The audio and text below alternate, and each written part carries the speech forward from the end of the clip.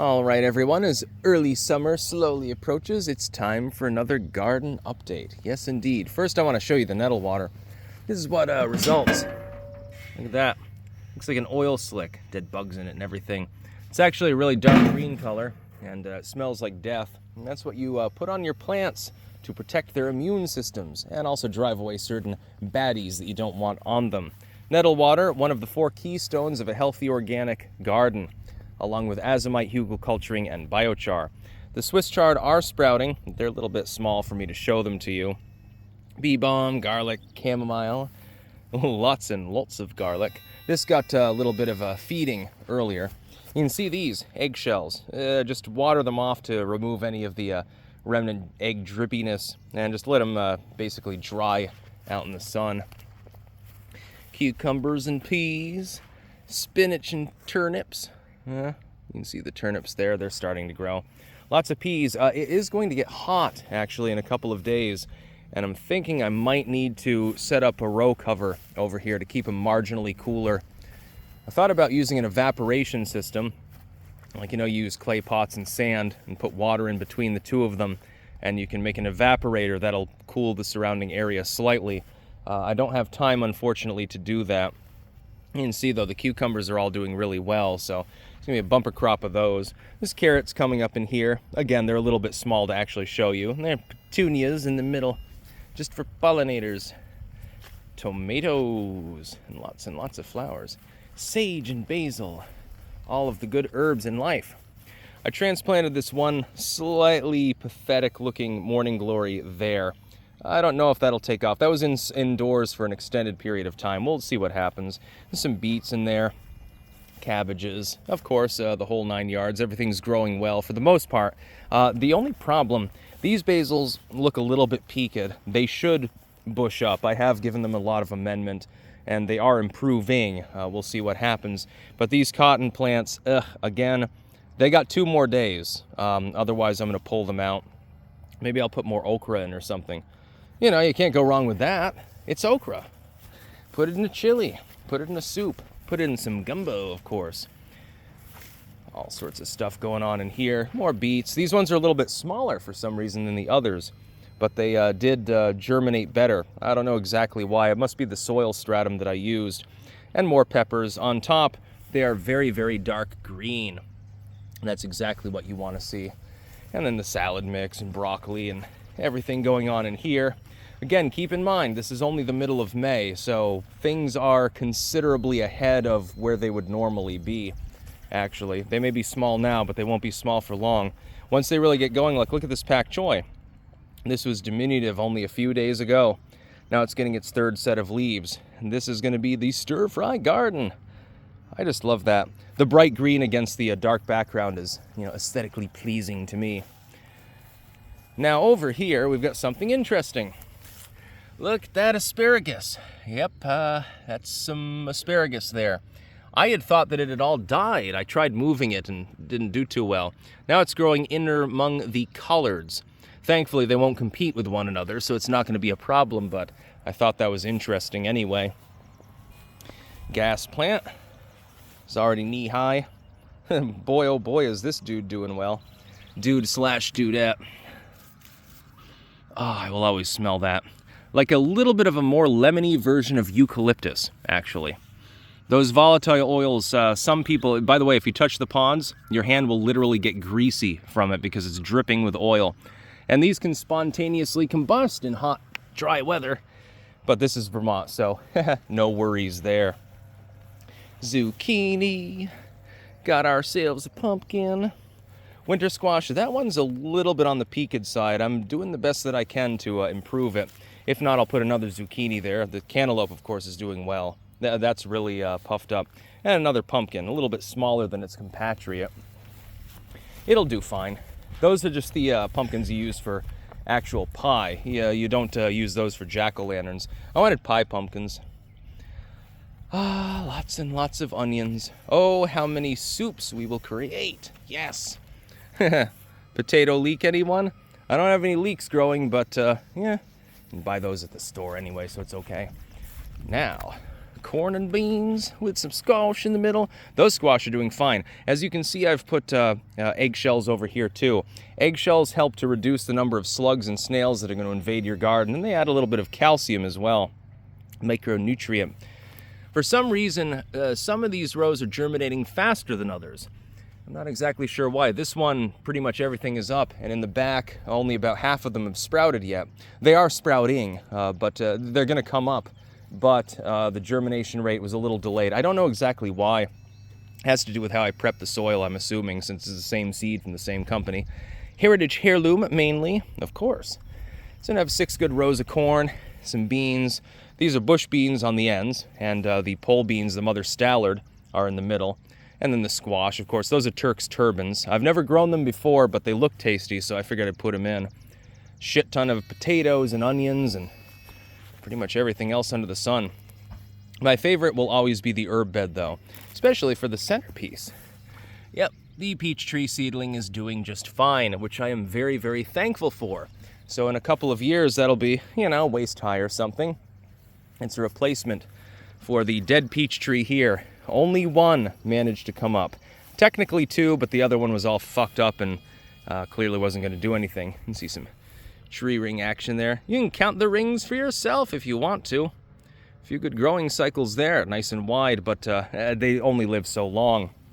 It doesn't take them long to, get themselves established. I've thought about twining this off with some coir or something like that and having a bed in the actual tree branches themselves, since I'm not inclined to bother sawing the rest down. It'll rot over time anyway. So yeah, good garden update. Lots going on here. There's still some witchgrass and stuff. Before I leave for the Netherlands, I am going to do one last really, really good weeding.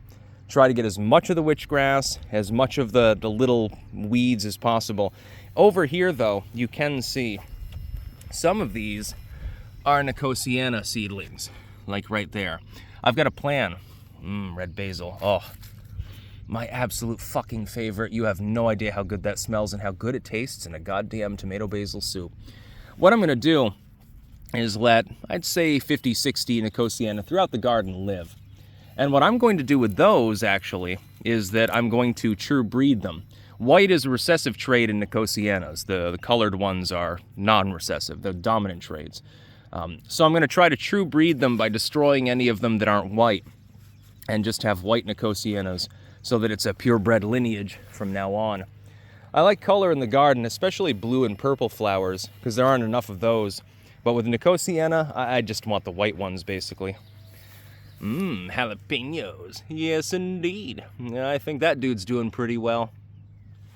All the peppers and tomatoes, God, these Romas were only a couple inches tall a week ago. Look at them take off.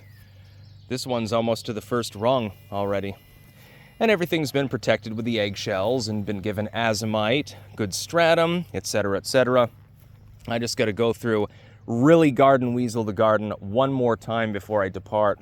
And it should pretty much maintain itself other than watering throughout June. And that's sort of the plan. And there's some shit in the garden. I got to clean it out in order to mow it. I'm going to have to do that before I leave. Good luck mowing around here, by the way. Definitely don't want to do it when it's too dry, because if those metal blades hit the charcoal, that could be a fire hazard, actually. Charcoal is volatile. Don't forget it. Potatoes. I haven't actually grown potatoes before. This is my first time planting them. Grandpa Bob and my mom mainly handled those in the past, and so, I don't know. I'm going to try to do well. It's probably about time to hill them in a little while. I'll have to hill them before I leave, too. Probably have to be hilled before I come back. Look at how green it is. I don't know, I'm just obsessed with gardening. I like it. It's fun. It's also real economical. You know how much you'd pay for all of these fucking crops? You go to the store and you try to get the same amount of produce.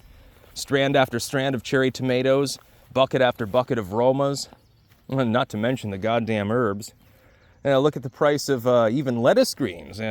It's cheap as hell to grow these. It's almost impossible to kill them. You know how much, when these spring up, I've got to thin them out a little bit. You know how much you'll pay at the store for a couple bags of those? You're spending less than 50% of what you would spend with garlic, for example. You get a couple bulbs of garlic, they're like $1 a piece or some crazy shit like that. It takes no effort to grow them whatsoever. These things are already huge. You know, look at this. You know, there's probably a pretty good bulb underneath there already. Mole removal squad. Yeah, I can't wait for pickles and stuff like that too. It's a little slice of paradise, you know? That's sort of what I'm aiming for. Can't wait to expand further. This fence will be pushed out further, and that's going to be replaced by an actual greenhouse. I'll foreshorten that bed. I want a 10 by 12 or something like that. I'm going to drop a hammock and then have shelf after shelf of plants. Put a little generator on the side or something. This fence will probably be pushed out back. You see how, you know, there the soil is completely depleted. It'll be real easy to till it. That's the good news. Just rototill it through and border it off and you're pretty much good to go. Basically, I want beds not quite this long, maybe half that size. I have about 4 of them on the back here, and so I can grow leeks and celery and stuff like that. That'll be easy. That's as far as I can go actually with the garden in that direction before you hit that hill. And in this direction, you've got the drainage system for the septic tank, so I can only push it so far out this way. It'll be just enough room to get the greenhouse in, and so that should be fine. Yeah, there's going to be a whole new row of cucumbers and stuff. Next year, I think I'll put the tomatoes and carrots in here, actually. I'll have to widen it a little bit, though. Now, I've got a little bit of wiggle room in the central path, probably about 4 inches or thereabouts before the mower wouldn't fit through. And if I do that, I cut it off and expand it maybe another 4 inches in the other direction, I can get 2 long rows of carrots. And I'm thinking next year I'm just going to do Nantes. I've had problems with the carrots this year, which is unfortunate because they're one of my favorites. And yeah, it's going to be a hell of a lot of goddamn produce. And Christ, I can put 15 cherry tomato plants in there. I mean, there's 12 cucumbers. If I extend it out here and, you know, if I just foreshorten a couple of feet, I can get a couple over on this side too, maybe 3. And then, of course, on the end, that'll be fine. I've always been a whiz-bang at growing tomatoes and peppers. I don't know, they just like me for some reason. Some plants like me more than others. Zucchini do not like me. Got a couple of them in the garden. Have other people plant them mainly. You're going out in the garden later too. Tea garden. I'm going to be expanding this about to where the barrel is.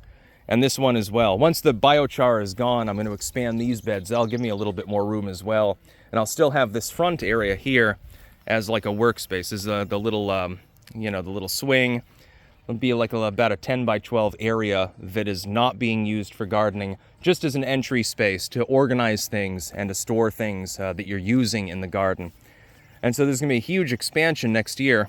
Well, technically at the end of this year. Just a matter of the will to do it. I figure I've already established the main garden already. Might as well expand further. Why not? You know, might need to raise food during the apocalypse. My glow-in-the-dark leeks, my radioactive turnips. It'll become a fallout settlement, you know. Have to put a couple auto turrets up for the super mutants. I'm McLovin' the garlic, though, dude. Yeah, it doesn't take much. It's really growing well. Yeah, so there's all sorts of crops available. Yum, yum. Thinking about making my own salsa or hot sauce or something of that nature. Need to get some interesting botanical specimens into this garden, I suppose. Again, don't worry about that grass and shit like that. I'll be hauling that out over the next couple of days and giving it a real good go through. And it'll be pretty good.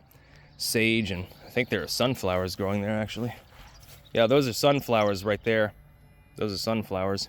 I'll probably keep one. You know, there's room for a couple of them. They might be the little teddy bear ones that only get like 4 feet tall. Those are fairly compact. Ah, I can't wait to eat all of you. Yes, indeed. So yeah, garden update. You can tell I'm enthusiastic. High energy. That's about all. Peace out.